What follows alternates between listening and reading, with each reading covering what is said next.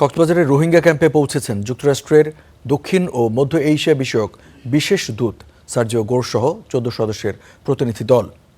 সফরকালে রোহিঙ্গা ক্যাম্পের সার্বিক পরিস্থিতি, মানবিক সহায়তা কার্যক্রম এবং শরণার্থীদের জীবনযাত্রা সরেজমিনে পর্যবেক্ষণ করবে দলটি। এ সময় শরণার্থী, ত্রাণ ও প্রত্যাবাসন কমিশনার, জাতিসংঘের বিভিন্ন সংস্থা এবং আন্তর্জাতিক উন্নয়ন সহযোগী প্রতিনিধিদের সঙ্গে মতবিনিময় করার কথা রয়েছে। এছাড়া সাম্প্রতিক ভারী বর্ষণে ক্যাম্প এলাকায় ভূমিধস ও বন্যার ঝুঁকি বেড়ে যাওয়ায় মানবিক পরিস্থিতিও আলোচনায় গুরুত্ব পাবে।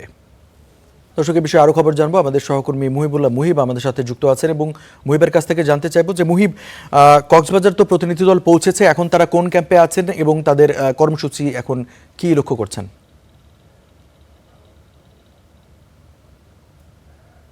রঞ্জু, মূলত কিছুক্ষণ হলো তারা ক্যাম্পে প্রবেশ করেছে। উখিয়া থেকে রোহিঙ্গা ক্যাম্প 4-এর উদ্দেশ্যে তারা যাচ্ছেন। এখানে মূলত যে সমস্ত কমিউনিটি সেন্টার বলেন বা অন্যান্য যেই খাদ্য সহায়তা সহযোগী বা রোহিঙ্গার সহায়তা কার্যক্রমের সঙ্গে সম্পৃক্ত বিভিন্ন কেন্দ্র রয়েছে, সেইগুলোতে তারা পরিদর্শন করবেন।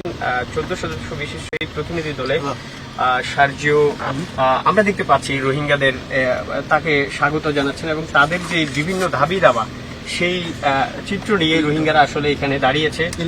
বিভিন্ন প্লে কার্ড হাতে তারা দাঁড়িয়েছে, সেটি আমরা দেখতে পাচ্ছি। দুই পাশে, রাস্তার দুই পাশেই রোহিঙ্গারা আসলে প্লে কার্ড হাতে দাঁড়িয়েছে, সেটি আমরা দেখতে পাচ্ছি। আমরা আপনাদের দেখানোর চেষ্টা করছি রোহিঙ্গাদের যে আক্ষেপ, রোহিঙ্গা প্রত্যাবাসন, নিজ দেশে ফেরার যে আশা আকাঙ্ক্ষা, সেই আশা আকাঙ্ক্ষার দাবি তারা দীর্ঘদিন ধরে করছেন। যদিও মাঝখানে তাদের যে সহায়তা সেটি কমে গিয়েছিল, সেটা আমরা লক্ষ্য করেছি। বিভিন্ন মাধ্যমে বিদেশি দাতা সংস্থাগুলো তাদের সহায়তা কমিয়ে দেওয়ায় আসলে বাংলাদেশের উপর এক প্রকার চেপে বসেছিল। অর্থনৈতিকভাবে রোহিঙ্গা সংকটটি আরও প্রকট হচ্ছিল, বাংলাদেশের উপর চেপে বসছিল। সেটি আসলে এই যে মার্কিন প্রতিনিধি দল, অর্থাৎ মার্কিন প্রেসিডেন্টের বিশ্বস্ত হিসেবে পরিচিত সার্জিও, সেটি তার যে সফর, এই সফরকে কেন্দ্র করে মূলত আমরা দেখতে পাচ্ছি তিনি নেমে গিয়েছেন, সেটি আমরা লক্ষ্য করছি। একই সঙ্গে আমরা আপনাদেরকে দেখাবার চেষ্টা করছি যে তিনি তার যে সফর, সেই সফরের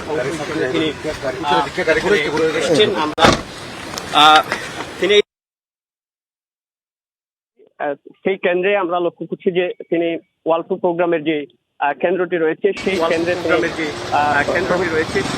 তিনি প্রবেশ করছেন এই মুহূর্তে। ক্যাম্প 4-এর যে অংশ, সেই 4-এ তিনি প্রবেশ করবেন। সেই চিত্র বা সেই তথ্য আপনাদেরকে দেখাবার চেষ্টা করছি। রোহিঙ্গাদের যে আশা আকাঙ্ক্ষা, যে অঞ্চল তিনি নেমেছেন, আপনি হয়তো দেখতে পাচ্ছেন যে রঞ্জু তিনি নেমেছেন,